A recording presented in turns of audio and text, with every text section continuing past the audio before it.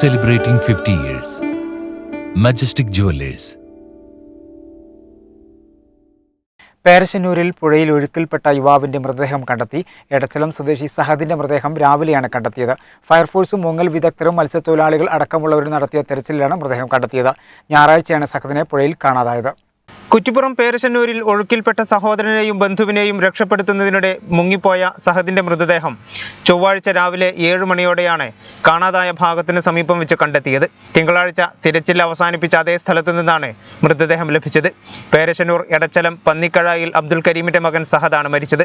സഹോദരനും അമ്മാവന്റെ മകനുമൊപ്പം കുളിക്കാനിറങ്ങിയപ്പോൾ ഒഴുക്കിൽപ്പെട്ട ഇരുവരെയും രക്ഷിക്കുന്നതിനിടയിലാണ് സഹദ് ഒഴുക്കിൽപ്പെട്ടത്. ഞായറാഴ്ച ഉച്ചയോടെയായിരുന്നു അപകടം. പൊന്നാനി, തിരൂർ, മലപ്പുറം എന്നിവിടങ്ങളിൽ നിന്നുള്ള അഗ്നിരക്ഷാസേനയുടെ നേതൃത്വത്തിൽ സ്കൂബ ഡൈവിംഗ് വിദഗ്ധരും തിങ്കളാഴ്ച പരിശോധന നടത്തിയിരുന്നു.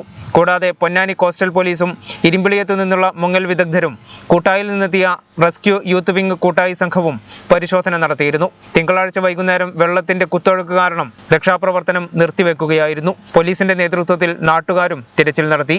ട്രോമ കെയർ വിഭാഗവും എമർജൻസി റെസ്ക്യൂ ഫോഴ്സും പുഴയിൽ തിരച്ചിൽ നടത്തിയെങ്കിലും കണ്ടെത്താനായിരുന്നില്ല.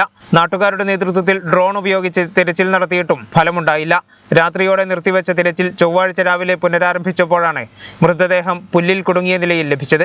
സഹോദരൻ സാബിത്ത്, ബന്ധുവായ ഷാഹുൽ ഹമീദ് എന്നിവരോടൊപ്പമാണ് സഹദ് ഞായറാഴ്ച കുളിക്കാനെത്തിയത്.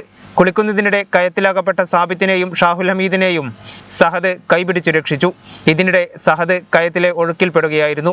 ഇരുവരും കയത്തിൽ നിന്ന് രക്ഷപ്പെട്ടെങ്കിലും സഹദിന് കരക്കു കയറാനായില്ല. മുങ്ങിത്താഴ്ന്ന സഹദിനു വേണ്ടി അന്നു മുതൽ തന്നെ തിരച്ചിൽ ആരംഭിച്ചിരുന്നു. മൃതദേഹം കുറ്റിപ്പുറം പോലീസ് ഇൻക്വസ്റ്റ് നടത്തി തിരൂർ ജില്ലാ ആശുപത്രി മോർച്ചറിയിലേക്ക് മാറ്റി.